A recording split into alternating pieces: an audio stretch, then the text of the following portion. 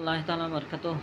হযরত ওমর ফারুক রাদিয়াল্লাহু তাআলা আনহু এর গুণাবলী আল্লাহ রাব্বুল আলামিন কিভাবে বর্ণনা করেছেন, এই যে সমস্ত আয়াতগুলো দেখতে পাচ্ছেন, এই সমস্ত আয়াতগুলোর মধ্যে আল্লাহ রাব্বুল আলামিন বর্ণনা করেছেন হযরত ওমর ফারুক রাদিয়াল্লাহু তাআলা আনহুর গুণাবলী, বৈশিষ্ট্য এবং তার মুহূর্তগুলো আল্লাহ রাব্বুল আলামিন বর্ণনা করেছেন। পারা নম্বর দেখা যাচ্ছে এখানে আপনারা দেখতে পাচ্ছেন, সূরার নম্বর দেখতে পাচ্ছেন, আপনারা আয়াতের নম্বর দেখতে পাচ্ছেন এবং পৃষ্ঠা নম্বর কত দেখতে পাচ্ছেন।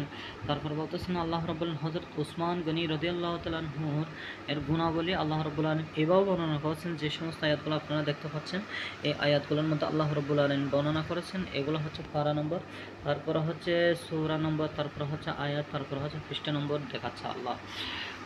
হযরত আলী মুরতদা রাদিয়াল্লাহু তাআলা আনহু এর গুণাবলী আল্লাহ রাব্বুল আলামিন এইভাবে বর্ণনা করেছেন, যে সমস্ত আয়াতগুলো এখন বর্তমানে আপনারা দেখতে পাচ্ছেন এই সমস্ত আয়াতগুলোর মধ্যে এভাবে বর্ণনা করেছেন। পারা নম্বর রেখা রয়েছে এবং সূরা কোন কোন সূরার মধ্যে নাযিল হয়েছে সূরাগুলো দেখা যাচ্ছে, তারপরে এবং কত নম্বর পৃষ্ঠা এবং কত নম্বর আয়াত এগুলো দেখা যাচ্ছে।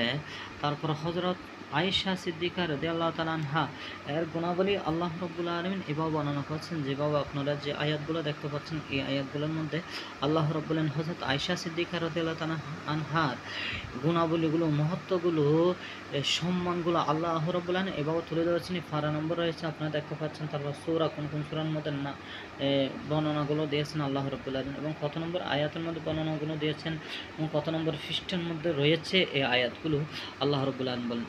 তারপর বলতেছেন হযরত আবু বকর সিদ্দিক রাদিয়াল্লাহু তাআলা আনহু এর খিলাফত, হযরত আবু বকর সিদ্দিক রাদিয়াল্লাহু তাআলা আনহুর খিলাফত কীভাবে আল্লাহ রাব্বুল আলামিন দিয়েছেন এবং কীভাবে খিলাফতের দায়িত্ব পালন করেছেন, এভাবে খিলাফতের সে সমস্ত সময়ের আল্লাহ রাব্বুল আলামিন কেমনে কীভাবে হবে এই সমস্ত আয়াতগুলো আল্লাহ রাব্বুল আলামিন এইভাবে নাজিল করেছেন এবং পারা নম্বর রয়েছে, তারপর সূরা নম্বর, তারপরে আপনারা দেখতে পাচ্ছেন আয়াত নম্বর, তারপরে পৃষ্ঠা নম্বর রয়েছে।